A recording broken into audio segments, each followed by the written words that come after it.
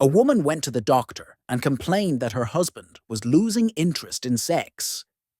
The doctor gave her a pill, but warned her that it was still experimental. He told her to slip it into his mashed potatoes at dinner. So that night, she does just that. About a week later, she went back to the doctor and told him, "Doctor, the pill worked great. I put it in the potatoes just like you said." It wasn't 5 minutes later that he jumped up, raked all the food and dishes onto the floor, grabbed me, ripped all my clothes off, and took me right there on the table. The doctor said, "I'm sorry, I didn't realize the pill was that strong. The foundation will be glad to pay for any damages." "Nah, that's okay," she said. "We're never going back to that restaurant anyway." An Israeli doctor, filled with national pride, proudly boasted about the remarkable advancements in medical science that had been made in his country. He declared to a group of international colleagues, "In Israel, our medical achievements are so remarkable that we can successfully remove a kidney from one individual, transplant it into another patient, and in just 6 weeks the recipient is healthy enough to start actively looking for a job." A German doctor, not to be outdone, responded with his own country's impressive medical achievements. "That's quite good," he conceded, "but in Germany, we've gone even further. We can take a lung out of one person, place it in another individual, and within just 4 weeks, the patient is out and about, actively seeking employment opportunities." A Russian doctor, eager to contribute to the conversation and showcase his country's medical prowess, then joined in with a claim that was even more astounding. "That's both impressive," he said, "but let me tell you about Russia. Our medicine is incredibly advanced.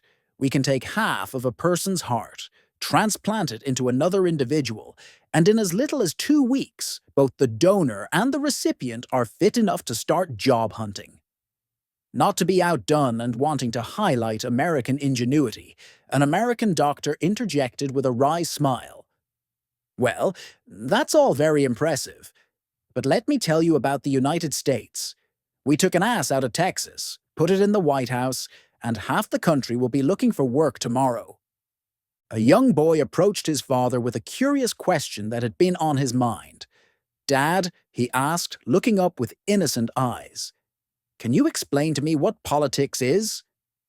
The father, eager to simplify a complex topic for his young son and provide an explanation he could understand, said, "Sure, son.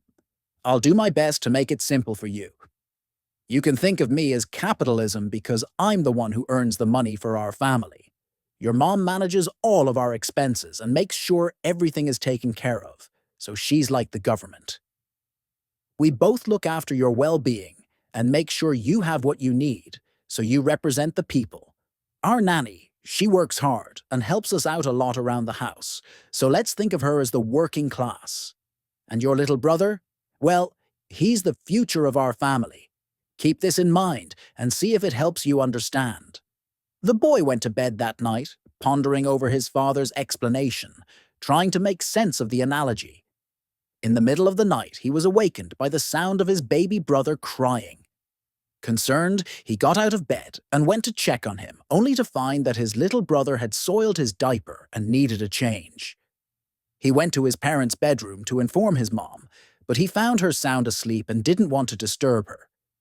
He then decided to seek help from the nanny, but when he went to her room, he found the door locked. Curiously, he peeked through the keyhole and saw his dad in the room with the nanny.